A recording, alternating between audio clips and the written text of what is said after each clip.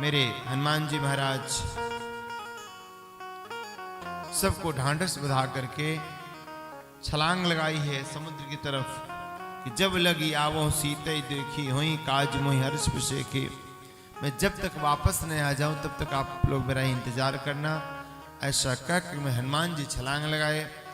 सबसे पहले मैनाक पर्वत आया। हनुमान जी को स्वागत में विश्राम कर लीजिए। सोने का पर्वत था तो यहाँ हनुमान जी उसके चक्कर में नहीं पड़े और बोल पड़े कि हनुमान तई परसा कर पुनि कीन्ह प्रणाम, राम काज कीन्हे बिना मोहि कहाँ विश्राम। सोने का पत्थर पर्वत।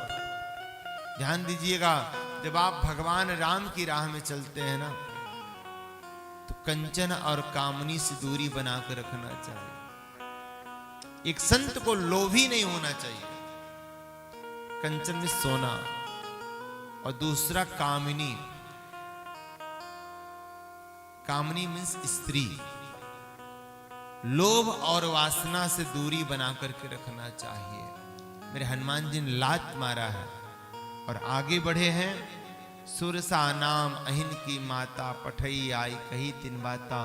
सुरसा देवताओं ने हनुमान जी की परीक्षा लेने के लिए भेजा कि हनुमान जी राम काज कर भी लेंगे कि नहीं लेंगे। जस जस सुरसा बदन बढ़ावा ताश दोनों का रूप दिखावा।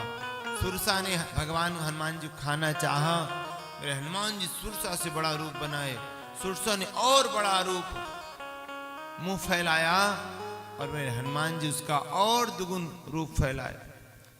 यहां तक महाराज करीब 1 योजन 100 योजन लंबा जब मुंह बढ़ाया कि जस जस सुरसा बदन बढ़ावा ताश दोन कपिरूप दिखावा। 7 योजन तई आनन कीन्हा अति लघु रूप पवन सुतलीन्हा। 7 योजन मतलब लगभग 12,7400 किलोमीटर दूर लंबा जब मुख किया तो मेरे हनुमान जी ने सोचा अगर इसका मैं डबल कर दूंगा तो मेरा एक सिरा भगवान राम के पास, दूसरा सिरा जानकी जी के पास पड़ेगा। तो हनुमान जी छोटा रूप धारण किए, मशक समान छोटा रूप धारण किया और सुरसा जी के मुंह में से वापस आ गए। हनुमान जी की बुद्धि और पराक्रम में देख करके बोली सुरसा कि राम काज सब करी हूं तुम बल बुद्धि विधान। आशीष देव चले सो हर्ष चले हनुमान। आशीर्वाद दिया, आगे चले तो सिंहिका मिली जो राहु की मां थी। हनुमान जी ने उसका वध किया। आगे चले तो एक लंकिनी मिली जो रखवाली करती थी। नाम लंकिनी एक निश्चरी सो कही चले मोहि निंदरी। जैसे हनुमान जी ने प्रवेश किया उसने हनुमान जी को रोका तो मुठिका एक महाकपिहनी दिया, एक मुष्टिका और वहीं ढनमना गई। और उसने कहा कि जब मारे से उसने लंकिनी ने कहा कि अब मुझे विश्वास हो गया कि अब रावण का विनाश होगा।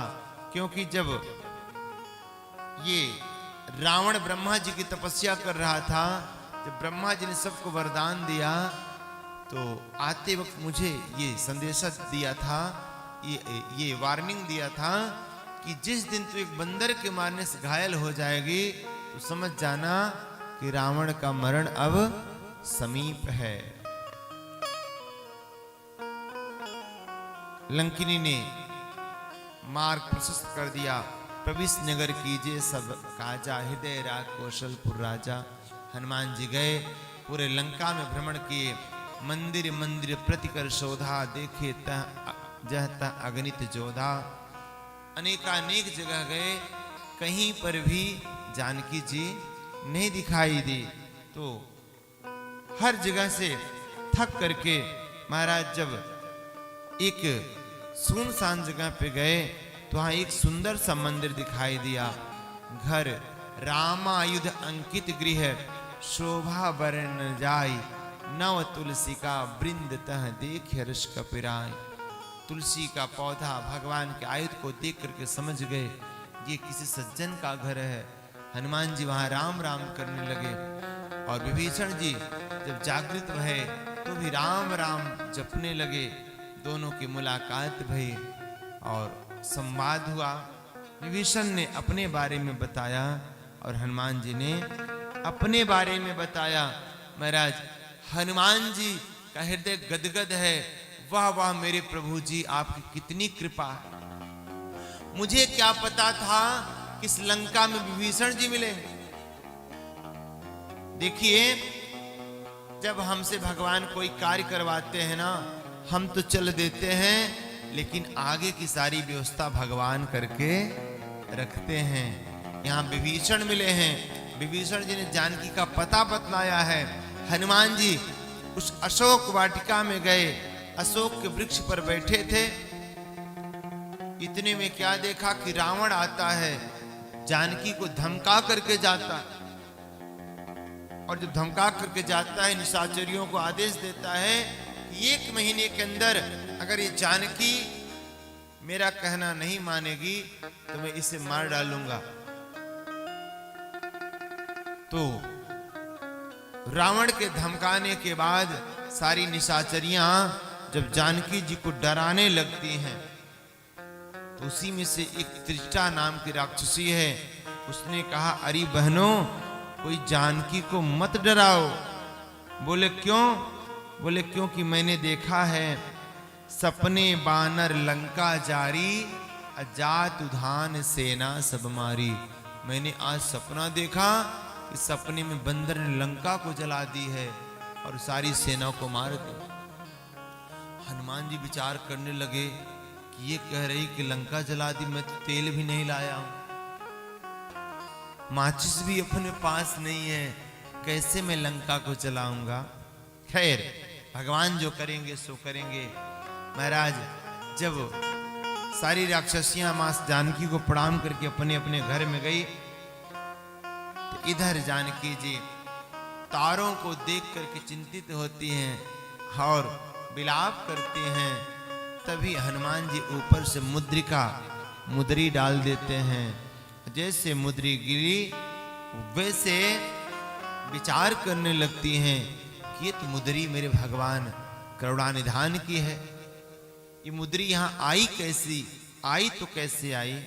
हनुमान जी कूद करके डाली पर से मां के सम्मुख जाते हैं और फिर भगवान राम के बारे में बताते हैं कि रामचंद्र गुण बर नहीं लागा, सुनत ही सीता कर दुख भागा। हनुमान जी भगवान राम के गुणगान को गाने लगे।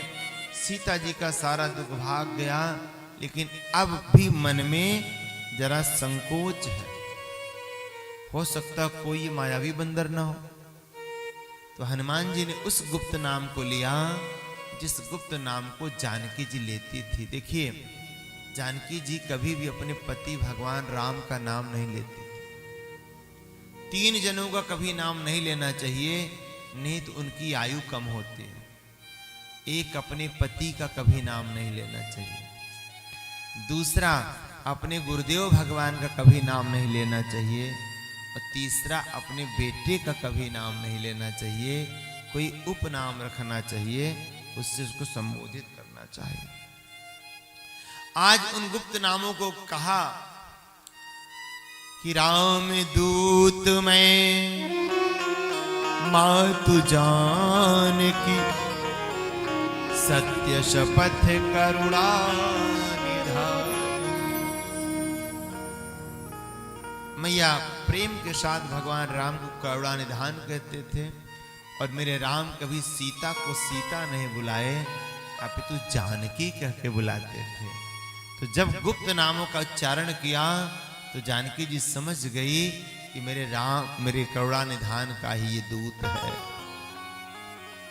मैया प्रसन्न भई। हनुमान जी ने सारे भगवान का समाचार सुनाया और उसके पश्चात कहा, मां अगर आपकी इच्छा हो तो मैं कुछ फल खा लूं। मैया ने कहा, लाला तो इतना छोटा सा, और ये बंदर बड़े, ये निशाचर बड़े बड़े विशाल का, तुझे बहुत मारेंगे। हनुमान जी ने कहा, महाराज मैया आप मुझको हल्के में ले रहे, अगर भगवान का आदेश मिलता तो मैं आपको अभी लेकर के जाता। मां को विश्वास दिलाने के लिए मेरे हनुमान जी ने अपना विशाल काय रूप धारण किया। कनक भूधर आकार शरीरा, समर भयंकर अति बलवीरा। हनुमान जी के पराक्रम को देख करके मां जानकी समझ गई कि है बंदे के अंदर दम, और आशीर्वाद दिया कि जाओ तुम फल खाओ, और वरदान दिया कि अजर अमर गुना निधि सुत हो, करहूं बहुत रघुनायक छो। मेरे हनुमान जी को मां जानकी ने अमर होने का वरदान दिया। आज मेरे हनुमान जी अजर अमर हैं।